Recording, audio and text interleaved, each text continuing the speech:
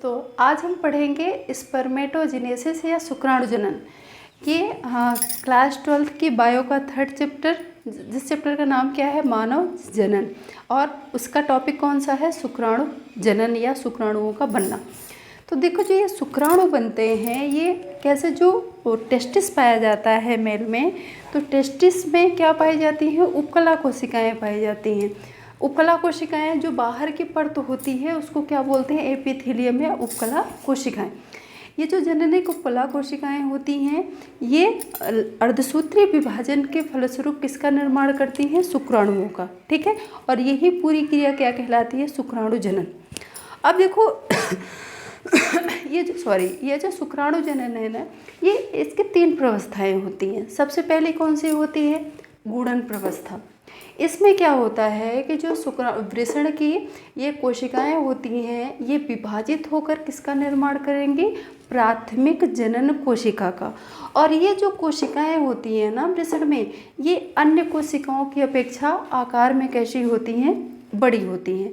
इनमें लगातार डिवाइडेशन होता रहता है, जिसके फलस्वरूप किसका निर्माण होता है, शुक्रजनक का। ठीक है, फिर आती है कौन सी प्रवस्था आएगी, वृद्धि प्रवस्था। अब ये जो कोशिकाएं हैं ना दोस्तों, ये विभाजित होकर और फिर क्या करेंगी, अपने अंदर पोषक पदार्थों को इकट्ठा करेंगी, और इकट्ठा करके ये आकार में कैसी हो जाती हैं, बड़ी हो जाती हैं। ठीक है, और जब ये आकार में बड़ी हो जाती हैं तब इनको हम क्या बोलते हैं, प्राथमिक शुक्र कोशिका। ठीक है, अब थर्ड जो आता है, थर्ड कौन सा आता है आपका, परिपक्वन प्रवस्था। परिपक्वन प्रवस्था, अब ये क्या करेंगे, ये जो प्राथमिक शुक्र कोशिका है इसमें फिर से क्या होगा, समसूत्री विभाजन।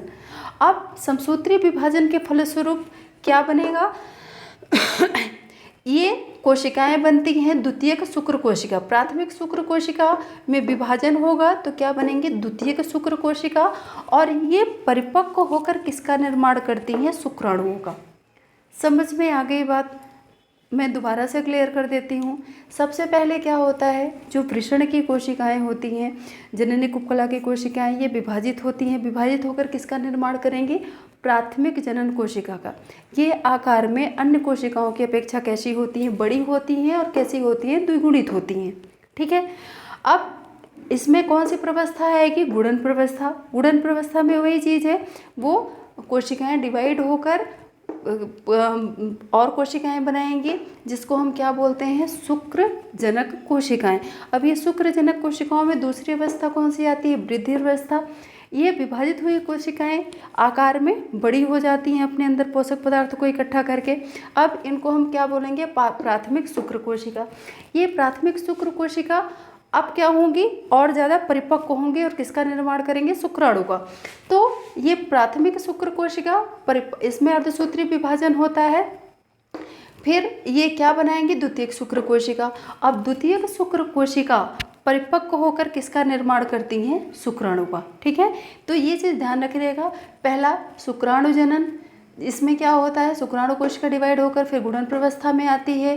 फिर गुणन प्रवस्था के बाद किस में आती है, वृद्धि प्रवस्था में, यहाँ पे इनकी वृद्धि होती है। फिर इसके बाद इसमें फिर से अर्धसूत्री विभाजन होता है, प्राथमिक शुक्र कोशिका बनती है। प्राथमिक शुक्र कोशिका विभाजित होकर द्वितीयक शुक्र कोशिका बनाएगी, और द्वितीयक शुक्र कोशिका किसका निर्माण करती है, 4 शुक्राणुओं का। ये शुक्राणु, ये। ठीक है, तो इस तरह से शुक्राणुओं के बनने की क्रिया किस में होती है, मेल के टेस्टिस में। ठीक है, ये आपका क्या कहलाता है, शुक्राणु जनन या स्पर्मेटोजेनेसिस। आई होप ये टॉपिक समझ में आया होगा। अगर कहीं पे कोई कन्फ्यूजन हो या लैंग्वेज समझ में नहीं आ रही हो, टॉपिक क्लियर नहीं हो रहा हो, तो प्लीज़ आप नीचे कमेंट बॉक्स में कमेंट करके ज़रूर बताएं। Thank you.